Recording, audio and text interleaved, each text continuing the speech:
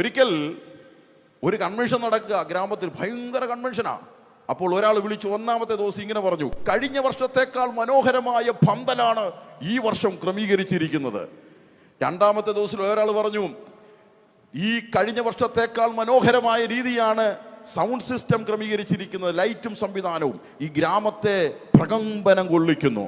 മൂന്നാമത്തെ ദിവസം ഒരു കൊച്ചുകുട്ടി തൻ്റെ അമ്മയോട് ചോദിച്ചു, ഈ കഴിഞ്ഞ 3 ദിവസം സംസാരിച്ച പരിശുദ്ധാത്മാവ് അമ്മ എവിടെയായിരുന്നു, ഞാൻ കണ്ടില്ലല്ലോ. ഉടനെ അമ്മ ആ കുഞ്ഞിനോട് പറഞ്ഞൊരു കാര്യമുണ്ട്, പന്തലിൽ ഞാൻ കണ്ടില്ലല്ലോ ആ പരിശുദ്ധാത്മാവെന്ന് ചോദിച്ചപ്പോൾ അമ്മ ചിരിച്ചുകൊണ്ട് പറഞ്ഞു, മോനെ, പന്തലിന്റെ അകത്തല്ലായിരുന്നു പരിശുദ്ധാത്മാവ്. പരിശുദ്ധാത്മാവ് ഓരോരുത്തരുടെ ഹൃദയത്തിൽ ചലിച്ചു കൊണ്ടിരുന്നു. പട്ടണത്തിന്റെ അകത്തൊരു മുഴക്കമായി മാറട്ടെ.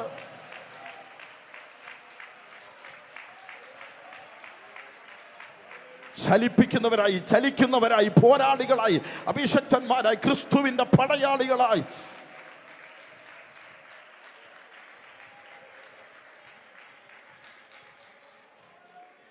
പാർത്യർ, മേദ്യർ, എലാമ്യർ, മിസ്രൈമ്യർ എന്ന് വേണ്ട ഒരുപാട് പേര് യഹൂദിയിൽ നിന്നും മെസൊപ്പൊട്ടേമിയയിൽ നിന്നും അറബി ദേശത്തു നിന്നും റോമിൽ നിന്നും ക്രേത്തയിൽ നിന്നുമൊക്കെ ഒരുമിച്ച് കൂടി അവർ ദൈവത്തെ മഹത്വപ്പെടുത്തി.